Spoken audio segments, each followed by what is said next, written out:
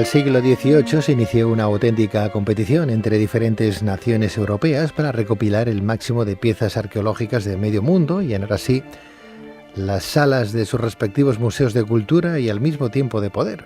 Museos como el del Louvre de París o el Museo Británico de Londres son el ejemplo de entidades culturales que se lanzaron en la búsqueda y el expolio de las piezas más apreciadas de la antigüedad. De esta forma, se institucionalizó el expolio del patrimonio arqueológico de la humanidad como signo del poder imperialista de los grandes estados europeos. Piezas como la Venus de Milo, la piedra Rosetta, los mármoles del Partenón o el penacho que le regaló el rey Moctezuma a Hernán Cortés son ahora reclamadas por sus respectivos países de origen al ser consideradas patrimonio propio de su cultura y de su historia como pueblo. Pero, ¿cuál es la historia que esconden cada una de estas piezas? ¿Cómo y cuándo fueron expoliadas de sus países de origen? ¿Qué misterio esconden cada una de ellas? ¿En qué situación se encuentra su proceso de devolución? Para contestar a estas y otras cuestiones tenemos esta noche con nosotros al periodista Antonio Janer, a quien ya le damos la bienvenida a este su programa.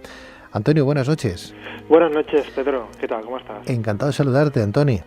Muy bien. ¿Antonio o Antonio? Antonio. Antonio. Bueno, pues Antonio, por favor, que para los amantes de la historia es un placer visitar museos como el Británico de Londres, el Louvre de París o el Pérgamo de Berlín, pero si nos paramos a pensar, llegamos a la conclusión de que la mayoría de las piezas que adornan estos museos tienen su origen en el expolio sistemático a otros países. ¿Cuáles fueron las razones que llevaron hace ya 3 siglos a países como Inglaterra o Francia a querer adquirir las piezas arqueológicas más preciadas de la antigüedad? Bien, como tú bien has explicado, a finales del siglo XVIII las grandes potencias europeas pues se lanzaron a esta carrera para obtener las mejores piezas del patrimonio arqueológico del mundo antiguo, sobre todo para reafirmarse como naciones, ¿no? Y la primera nación fue Francia, que como Gran Bretaña había colonizado India, Francia también quiso controlar una zona importante del Próximo Oriente como era Egipto. Y claro, en ese momento quien propuso la expedición fue Napoleón Bonaparte, ¿no? Era la época de la Revolución Francesa y ya antes Napoleón había ido a Italia y con una serie de campañas también había aprovechado para llevarse a Francia piezas de la antigua Roma, ¿no? Y imagínate, llegó a decir, fue tal la cantidad de piezas que se llevó que llegó a decir que Roma ya no estaba en Roma, refiriéndose a la cantidad de piezas, ¿no?, que se había llevado a Francia. Pues entonces, cuando decidió dar el salto a Egipto, él quería que no fuera una ocupación cualquiera. Él se llevó un montón de arqueólogos, científicos, porque aparte de ocupar Egipto, él quería rescatar del olvido las piezas del mundo de Egipto, ¿no? Unas piezas que las autoridades de ese momento no valoraban. Y claro, se las llevó. Y los museos de Francia, se creó un museo aposta, se empezó a llenar de piezas y que complementaban la colección que ya tenía de Italia, ¿no? ¿Qué pasó? Después los franceses tuvieron que luchar contra los ingleses, finalmente la batalla la ganaron los ingleses del coronel Nilsson.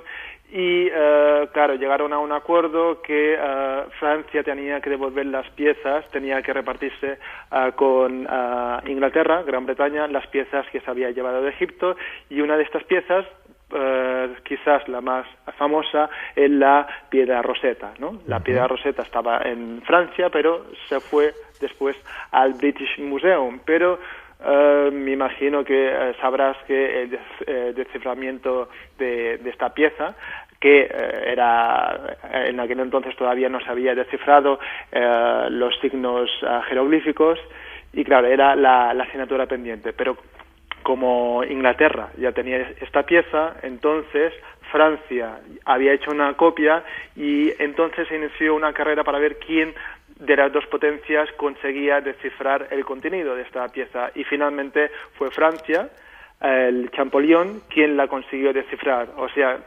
se encontraban con la paradoja que la copia original la tenía Inglaterra, pero quien la descifró fue Francia a través de una copia, ¿no? Uh-huh. Es paradójico. Es curioso esa piedra que fue descubierta el 15 de julio de 1799 por el capitán francés Pierre-François Bouchard en un pueblecito egipcio denominado Rosetta, de ahí lo de la piedra de Rosetta, ¿no? Claro, la piedra de Rosetta era un contenido que estaba escrito en 3 lenguas, de egipcia, jeroglífica y griega, de diferente tipo, y al final lo consiguieron descifrar. Uh-huh.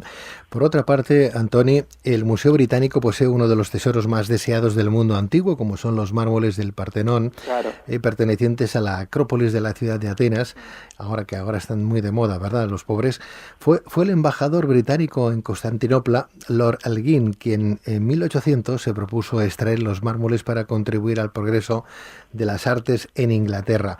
Pero ¿lo hizo con el permiso de las autoridades turcas que en ese momento gobernaban Grecia o no?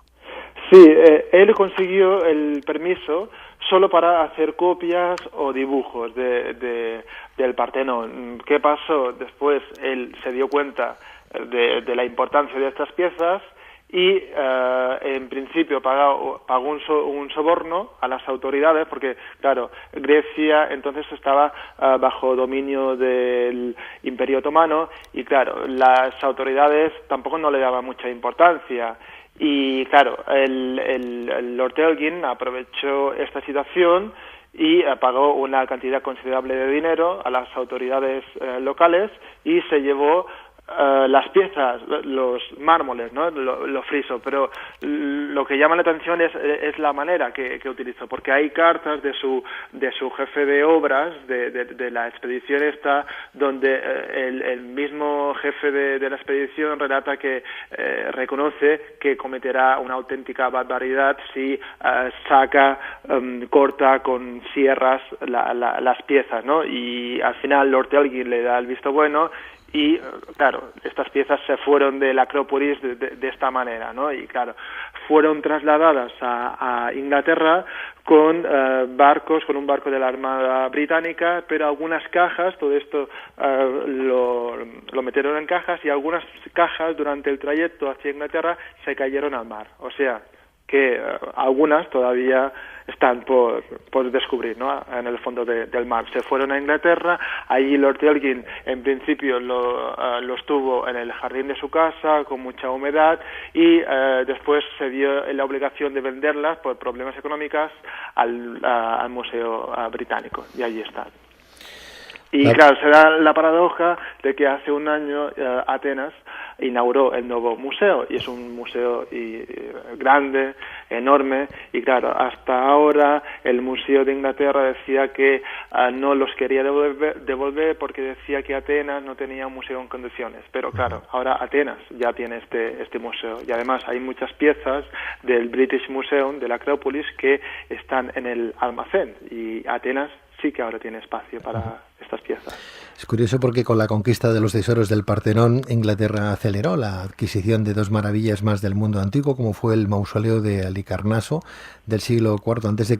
y el templo de Diana en Éfeso, sí, en Turquía, datado del siglo VI a.C. La verdad es que la envidia de Francia, entiendo yo, y además yo creo que parafraseando a Antoni Janer, periodista que hoy nos acompaña, entiendo yo que provocó a Francia, como digo, que sus diplomáticos realizaran gestiones para burlar a las autoridades otomanas de Constantinopla, y en este sentido Francia conseguía llevar al Louvre la Venus de Milo en 1821, además de otras. Precisamente una de las piezas más admiradas del Louvre en la actualidad es la Venus de Milo. Esta perla escultórica fue descubierta por los franceses en el año 1820 durante una expedición en la isla griega de Melos. ¿Se sabe en qué circunstancias se produjo el descubrimiento de la Venus y el porqué de que la escultura viajara a París con los brazos cortados? Sí, claro, no tiene los brazos, ¿no? Y no es casual, porque en principio cuando encontraron los franceses esta escultura sí que tenía los 2 brazos, pero en aquel momento hubo una especie de batalla campal entre los habitantes de la isla de Melos, que fue donde los franceses descubrieron esta pieza, y claro, fruto de esta batalla, pues la escultura se quedó sin los dos brazos, ¿no? Y claro, ahora nos tenemos que conformar con esta escultura, que es de las más emblemáticas del Louvre, pero sin brazos, ¿no? Estamos hablando de una batalla que ocurrió entre el 130 y el 100 antes de Cristo. Antonio, por otra parte, el penacho de plumas que le regaló el rey Montezuma a Hernán Cortés en el siglo XVI es otra de las piezas históricas que sigue creando más controversia en la actualidad. Actualmente se exhibe en el Museo Etnológico de Viena, pero ¿cómo llegó a parar a las manos del conquistador español hasta las vitrinas austríacas de Viena? Hernán Cortés, cuando llegó a México, se encontró con el monarca Moctezuma y él, ingenuo, me imagino, le regaló este penacho, que es una especie de abanico de plumas, en señal de concordia. Pero claro, sabemos lo que pasó en México, ¿no? Y lo triste es que los súbditos de Moctezuma no le perdonaron este gesto, y murió el monarca apedreado a manos de sus súbditos, ¿no? Y este regalo fue para Hernán Cortés. Hernán Cortés se lo entregó al rey de España, Carlos I, y después, no se sabe cómo, fue a parar a manos del archiduque Fernando de Habsburgo, que lo conservó en su castillo de Austria, ¿no? Y estalló la Segunda Guerra Mundial y por miedo a que fuera robado, después se lo llevaron al Museo Etnológico de Viena, ¿no? Donde todavía está, y México ahora en estos momentos lo sigue reclamando. En esta carrera para adquirir tesoros antiguos también se apuntaron los alemanes, que ansiosos de poseer piezas de valor como las del Museo Británico o las del Louvre, emprendieron en 1878 una expedición a la ciudad de Pérgamo, en Turquía, donde se descubren y se hacen con el poder del famoso altar dedicado a Zeus. No obstante, parece que al contrario que los ingleses o los franceses, los alemanes tuvieron que pagar una fuerte suma para obtener el tesoro, ¿no, Antoni? Sí, he pagado una cantidad importante y claro, este altar, los alemanes, la Alemania del Imperio de Bismarck tenía celos de Francia y de Inglaterra. Inglaterra ya tenía los mármoles del Partenón y Bismarck dio órdenes de conseguir una obra de la antigüedad de tales características. Primero se fueron a Olimpia, a la sede de los antiguos Juegos Olímpicos, pero entonces Grecia ya se había independizado y no tuvieron permiso para excavar allí y se fueron de allí, se fueron a Asia Menor, a Turquía, y allí encontraron este enorme altar que ahora encontramos en el Museo Pérgamo de Berlín, y es un altar enorme dedicado a Zeus, ¿no? A Zeus.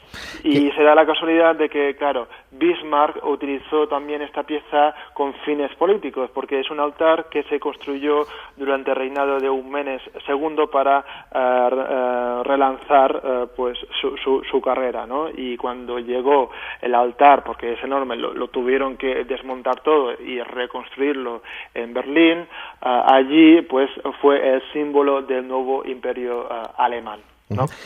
Asimismo, Estados Unidos irrumpió también con fuerza en el campo de la arqueología a principios del siglo XX, ¿verdad, Antoni? Sí. Los americanos expoliaron también algunos de los yacimientos más importantes de la América Latina, la tenían al lado. Fue en el Machu Picchu donde los estadounidenses se hicieron de manera ilegal con un gran número de tesoros de procedencia inca. Sí, el tema de Machu Picchu.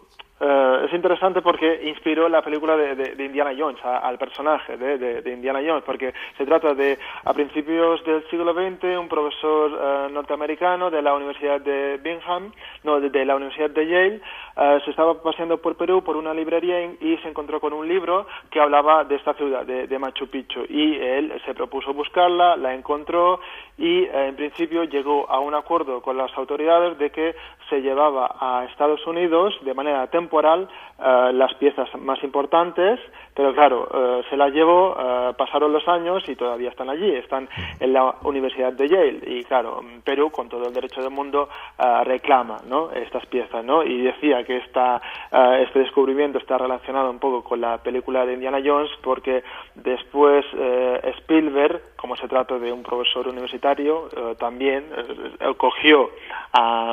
se inspiró en este personaje para la figura de Indiana Jones, ¿no? Que, como sabéis, también es un profesor universitario americano que se pasea por todo el mundo buscando joyas antiguas. Antoni Janer, ya para finalizar, y después de siglos de auténtico descontrol, tenemos que decir que la UNESCO firmó en 1970 un acuerdo para la devolución del patrimonio artístico a sus correspondientes naciones expoliadas.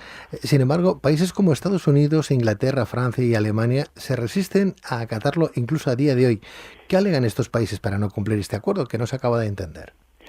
Claro, es que esto plantea un dilema, porque muchos de estos países dicen que cuando ellos se llevaron las piezas, en aquel momento no había ninguna ley al respecto. Y claro, ellos dicen que se llevaron estas piezas porque no había ninguna ley y que entonces actuaron bien. La pregunta es, ¿qué hubiera pasado si estos países, si por ejemplo los mármoles del Partenón, Lord Elgin no se los hubiera llevado a Inglaterra porque, claro, durante mucho tiempo la Acrópolis estaba al aire libre, sin ningún cuidado, y por lo menos se los llevó de la manera como se los llevó, pero propició su conservación, ¿no? Y es un dilema. ¿Y qué pasa? Muchos países también tampoco están preparados para acoger la avalancha de piezas en caso de su devolución, ¿no? Antoni, ¿hay alguna de estas piezas que sea más esotérica, más misteriosa, más elocuente desde el punto de vista de lo oscuro, de lo oculto, de lo tenebroso? ¿Alguna de esas piezas que hayan sido mal bendecidas y que hayan propiciado algún que otro género oscuro? Bueno, tenemos una pieza del zodiaco de Dendera, de la ciudad de Egipto de Dendera, que es uno de los zodiacos más importantes de la antigüedad, ¿no? Pero tampoco no es que tenga una historia esotérica ni oscura. Uh-huh. No. El mapa de Piri Rei, por ejemplo, ¿tú crees que podría ser uno de esos tesoros que, aunque esté situado todavía en Egipto, pueda ser uno de esos tesoros al menos curiosos? Porque claro, estamos hablando de Piri Rei, fue el capitán que descubrió ese mapa. Bueno, tú lo sabes mejor que nadie, ¿no? Un mapa que dibujaban hacía ya 11.000 años antes del nacimiento de Cristo, cómo estaban distribuidos los continentes en aquella época. Es más, parece ser que el dibujo está hecho o estaba de alguna manera visto de 40 kilómetros de altura. O sea que en aquella época, 11.000 años antes del nacimiento de Cristo, no había ninguna nave interplanetaria. ¿Cómo podía ser que aquello pudiera estar dibujado de aquella manera? Así es como se llama ese mapa, el mapa de Piri Rei, ¿no? Sí, estos son misterios de la historia, ¿no? Y claro, todo son especulaciones, el preguntarse cómo era posible que en aquellos años pues se llegaran a hacer estos mapas, es que es un misterio. Pues Antoni Janer, periodista, mil gracias por traernos esas piezas míticas expoliadas por los museos y que hoy podemos todavía llegar a degustar para conocer un poquito más esa propia historia. Mil gracias, Antoni. De acuerdo, Pedro. Hasta otra. Cuídate mucho, buenas noches.